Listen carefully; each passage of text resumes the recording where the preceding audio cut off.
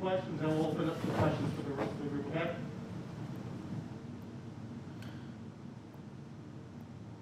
Is this on, Seamus, TV? Is this on TV? This is on.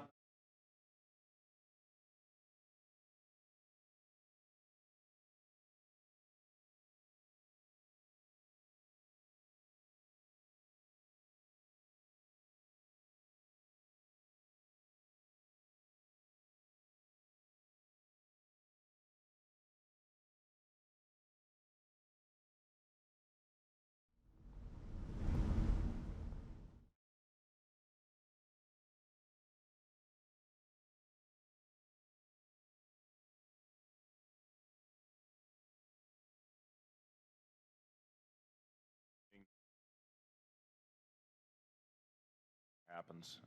The big wins, to put those behind you, the emotional ones, and then these tough, devastating losses, you got to find a way to put that behind you. You can't hang on to it and let it affect the next one. We'll get together tomorrow. We'll have a short, light workout, prepare, put a game plan in, and try to come out and do better on Saturday. But like I said, there's a lot of things that we'll have early in the season that we can learn from, and I'm confident in this group. I love this group. They're going to bounce back and be in the gym eager to get better tomorrow, and hopefully we'll take a step in the right direction.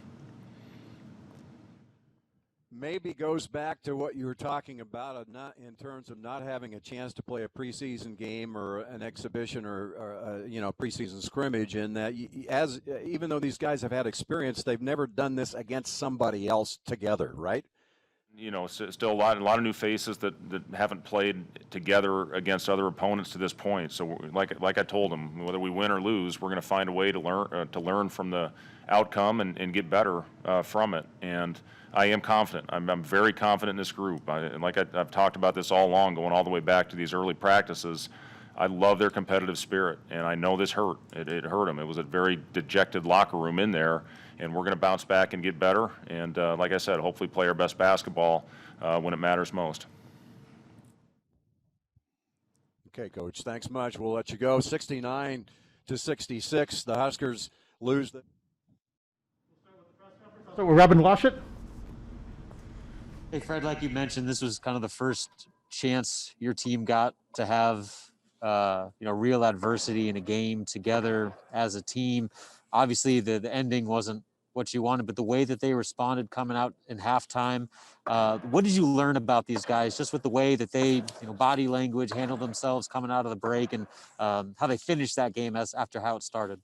I didn't love our body language at the end of that first half. Kobe hit the big one to cut it to a two-possession game, and that was the first thing that I got on him about at halftime, was the body language. There was a free throw situation. All five were off on their own, and they bought into it. They came out, and we did play our best stretch those first 10 minutes of the second half. Unfortunately, we dug ourselves that hole and just couldn't get out of it.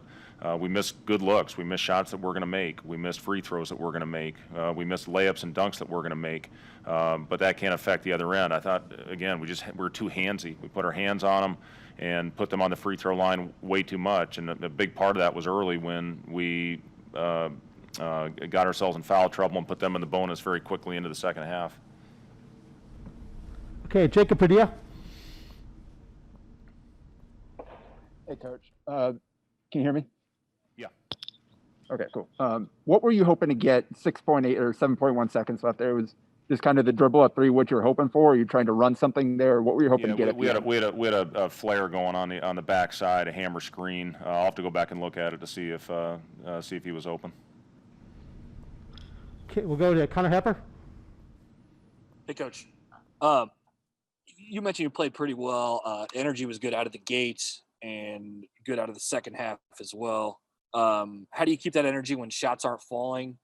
And is that just an early season thing? Is that a new team thing? I guess, how do you kind of look at that? Well, that's a huge part of it. You have to find a way to win ugly games. You have to find a way to win the grind out ones like tonight was. And, had we pulled this one off, it would have been huge. The fact that we shot 29%, we're still right there and in it. But I agree with you. Our energy at the beginning of the game defensively was absolutely off the charts, getting deflections, getting run-outs. We just didn't convert. And again, that cost us. We could have very easily, instead of been up 10, been up 16 or 20 had we made those early layups and free throws. So, but yeah, the energy was there. It had nothing to do with us coming out lackadaisical. I thought we came out with incredible intensity, especially defensively. Unfortunately, we just couldn't make a shot.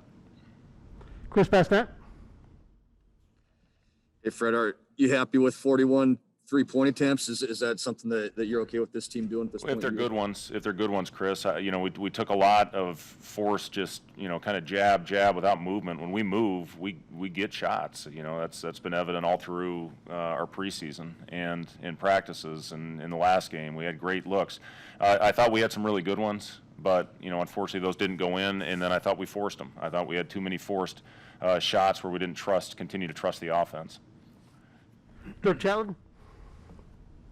Fred, to piggyback on the 3-point shooting, when you miss, 10 or 11 in a row in the first half and then go through another funk in the second half, what do you tell guys? Do you tell them to keep looking for good ones, or do you tell them to get the ball inside? Well, we look for good ones. Again, their game plan was to completely shut down the paint. They did a great job with that and forced us out of it. We don't have a big post presence. We just don't have that right now.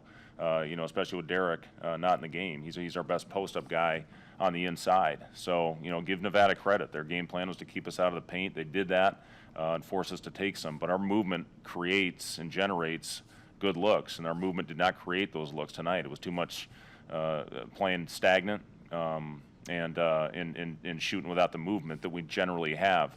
When we got that lead and had that 14-2 run, it was all about pace. I mean, we had great pace, we had great movement, and that ended up with a great possession.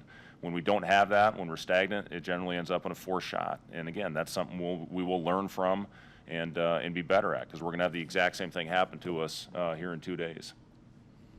Nicole Weaving?